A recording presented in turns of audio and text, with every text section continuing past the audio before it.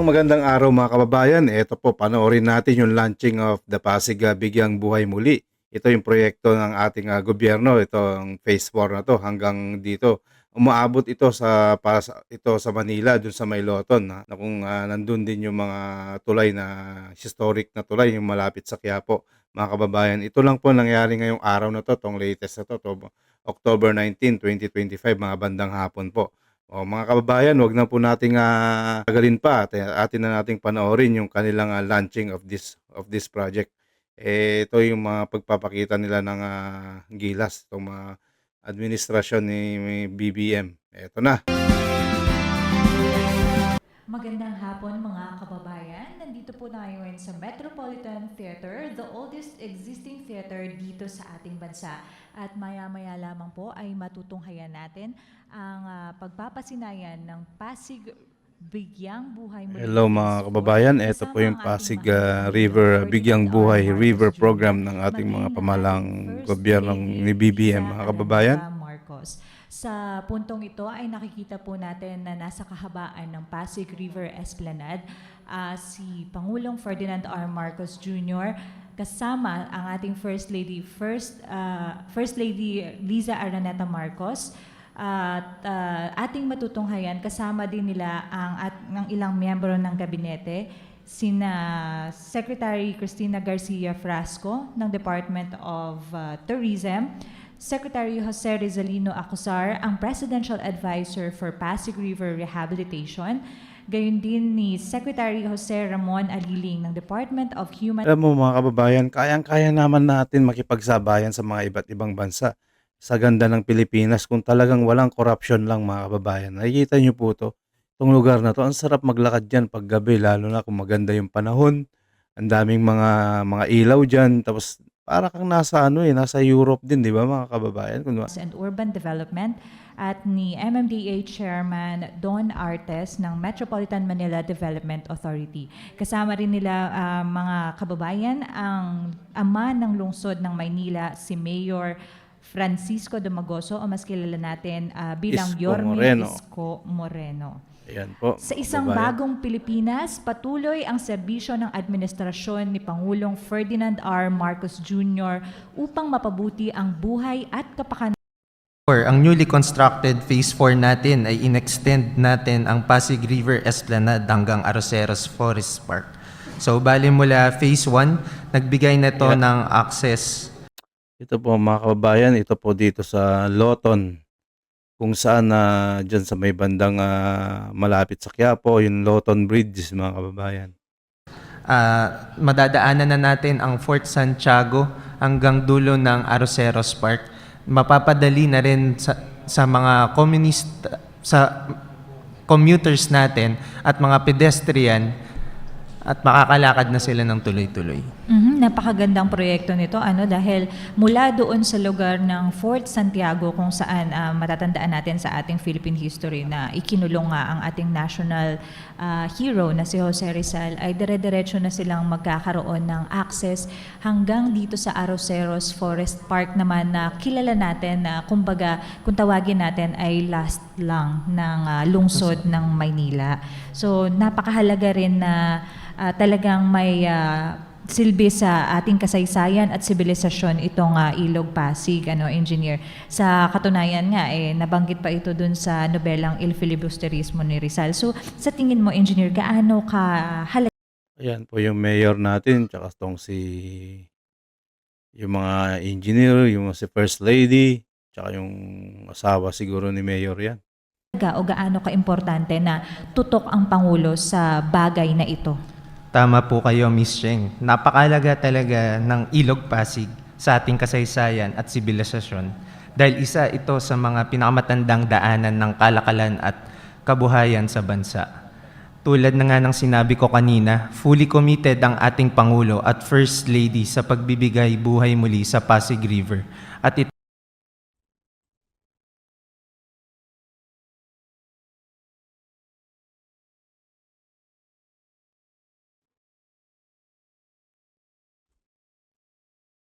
Kita natin dito sa screen, ano? At bukod dyan, engineer, na balitaan ko rin na magkakaroon daw ng mga commercial spots pa, commercial stalls Yan, oh, tawa dito pa ng sa tawa si First kahabaan Lady, ng oh. Phase 4. Gaano kahalaga Dami ito ng para mga sa problema. ating mga micro, small, and medium Unahin muna enterprises nila. naman? Marami pa silang doon i-priority. sa ating Phase Bago 1 nila to ipakita yan, yung 3 mga ay meron pagnanakaw silang mga muna. ganun na talagang dinadagsa rin ng mga tao. Di ba guys, yung mga pagnanakaw munang atupagin nila, syempre second priority na lang yan dahil given na po yan. Pero yung mga bilyo-bilyon, isoli na nila yung mga ninakaw. Hindi pa tapos eh. Napakahalaga ng Pasig River Esplanade sa ating mga MSMEs dahil ito'y nagbibigay sa kanila ng oportunidad na maghanap buhay at magbenta dito sa Esplanade. Sila rin ang nagbibigay buhay sa dagsa ng mga tao dahil maliban sa pasyalan, nagiging interesado din ang iba't ibang kababayan natin na subukan ang iba't ibang putahe na makakain dito. Sa kasalukuyan, meron tayong around 140 stalls na sa ating existing esplanade at for sure, mas dadami pa to dahil mas madami ng dadagsang tao. Ang ganda rin ng Pilipinas ng mga kababayan. Basta focus lang sila sa yung mga, sino man yung mapapalit sa administration or sino mga presidente, priority na lang yung papagandahin nila yung bansa natin. Kasi yan ang magpapa-attract sa mga turista, yan ang magbuboost ng income natin. At yan mag-create ng mga maraming trabaho. Kaya naman natin makipagsabayan. Ang ganda ng Pilipinas. Di ba mga kababayan? Ayan na po. At dito sa Phase 4, engineer, siguradong magkakaroon din tayo ng mga commercial spaces, ano? Sigurado po yan. Saan po natin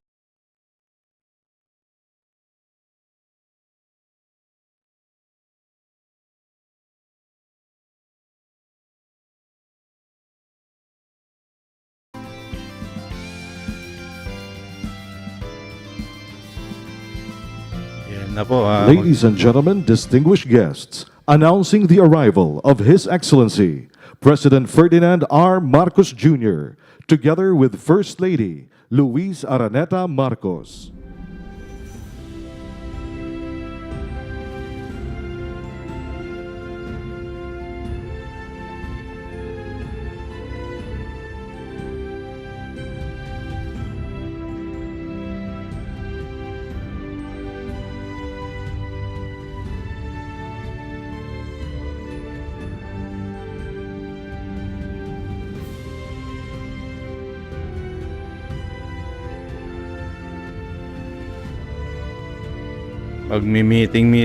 Magsasalita po si BBM mga kababayan.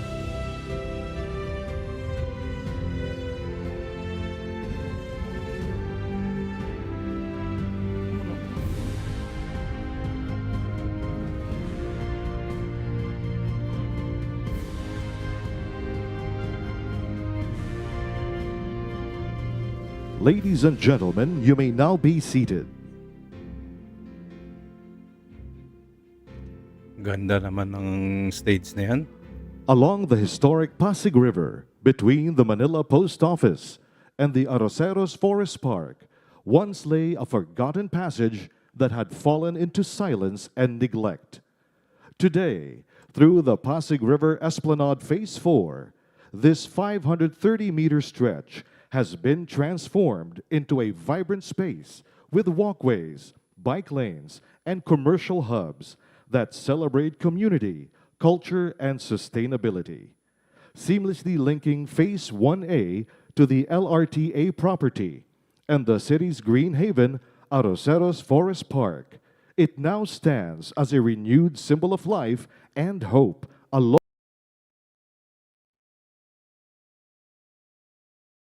beloved guest, through the formal inauguration of the cultural and historical significance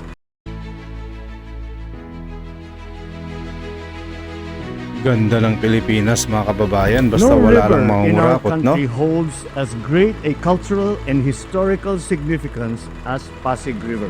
It is a witness to the ebb and flow of our history, transporting heroes during the birth of the Republic, the courage of patriots whose spirit was never broken in the watery dungeons of Fort Santiago, This river has served Manila as a lifeblood long before our generation was conceived. It has played the role in our nation's history in terms of commerce, in terms of transportation, a source of food and water. Along the Pasig River, between the neoclassical Manila Post Office building and the green sanctuary of Arroceros Forest Park, lies a forgotten passage of the iconic river. Neglected, became an area of silence and danger for passers-by.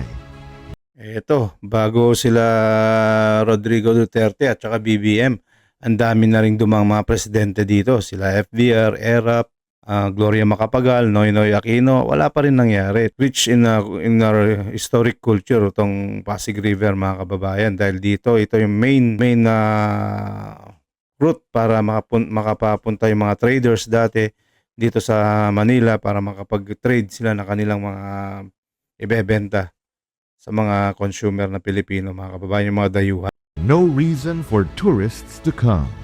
Just a stretch of history waiting to be rescued. But we are changing that. When we began this journey, I promised the First Lady and I would be fully supportive of the Pasig Bigyang Buhay Muli project.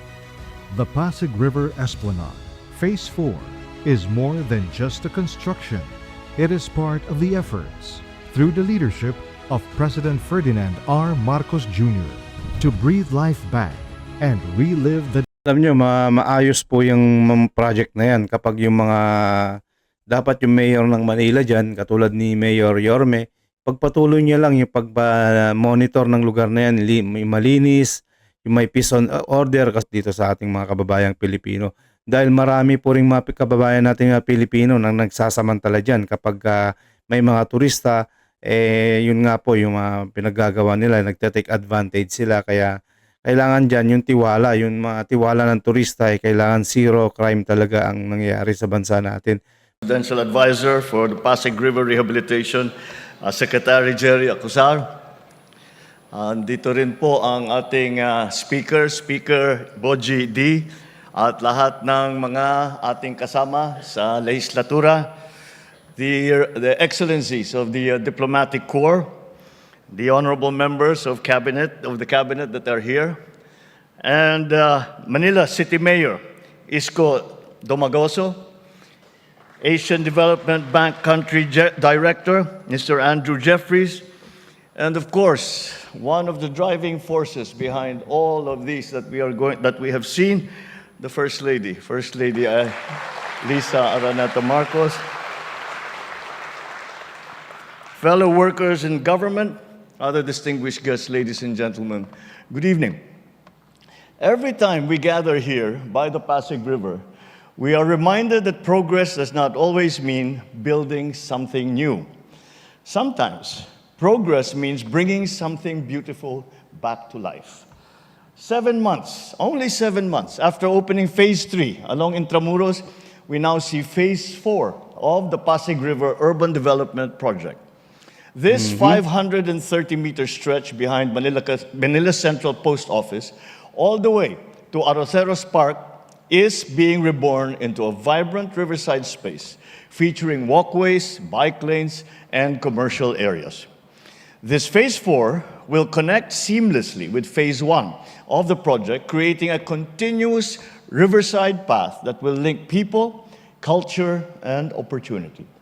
Sikat na sikat ng pasyalan ng mga natapos na bahagi ng proyektong ito.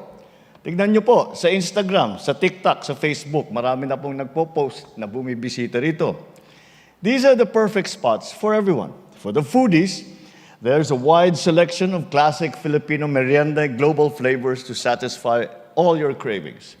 For the health conscious, there are bike lanes and walkways ideal for running or cycling, or as demonstrated by my son, also skateboarding. For the romantic at heart, you can enjoy a sunset stroll hand in hand with your significant other. At kung wala pa siya, baka naman dito mo naman mahanap yung the one. But beyond the sights and sounds, this project is ultimately for everyone. So people can find time to relax, to feel refreshed in the middle of a bustling city in the middle of a busy day. Just like in earlier phases, this portion is also open for the small and medium businesses to give them new ground to grow and to be part of this revitalized community. To ensure the welfare of the affected communities, we have safely relocated 63 informal settler families. Communities collaborate and work as one. Great game-changing things will happen. There's much still to be done, but we're consistently moving, especially with the help of our most industrious and non-stop energizer bunny, the First Lady.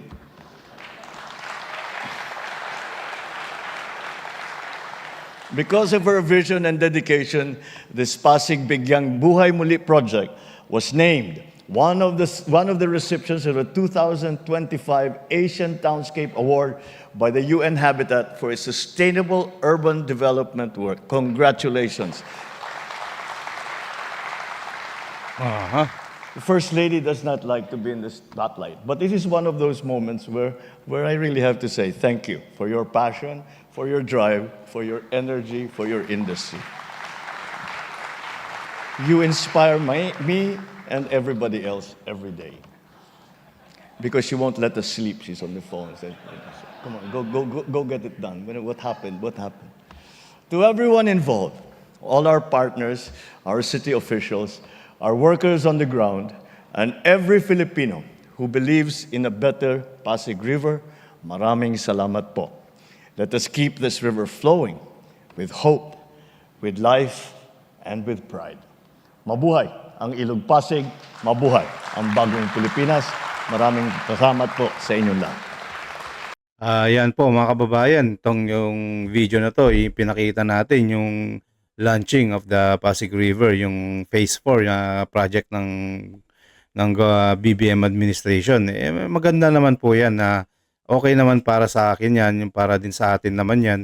At saka dapat dyan, ipagpatuloy lang nila yung mga peace and order dyan sa Manila. Huwag nilang babuyin yung lugar na yan dahil yan, makakapag-create po yan ng mga income sa government natin. Yung mga turista, maraming turistang pupunta rito. At yan po, maganda po yan. It boosts our country, lalong babango yung tingin nila sa atin na hindi na yung mga ano-ano. Pero una, main priority po natin BBM is yung mga bilyo-bilyo na nawala na scam na yan, yung mga flood control. Hindi pa tapos po yan. Maasa po kami yung mga kababayan nating Pilipino, kaming lahat dito, na kailangan namin ng maagang kasagutan kung sino talaga yung mga nagnakaw na yan, yung mga pera at saan nila dinala. At ibalik na lang po para naman magamit naman po yung mga bilyo-bilyo na yan dito na sa mga ghost project na yan na hindi pa tapos. At naman yung mga iba pang perang na yan, ilaan na lang dito sa ating mga kababayang Pilipino at makakatulong pa po yan. Ayan po mga kababayan, maraming salamat po. News That Matters. Wag ho nating kalimutan i-share, like at subscribe. Maraming salamat po. God bless.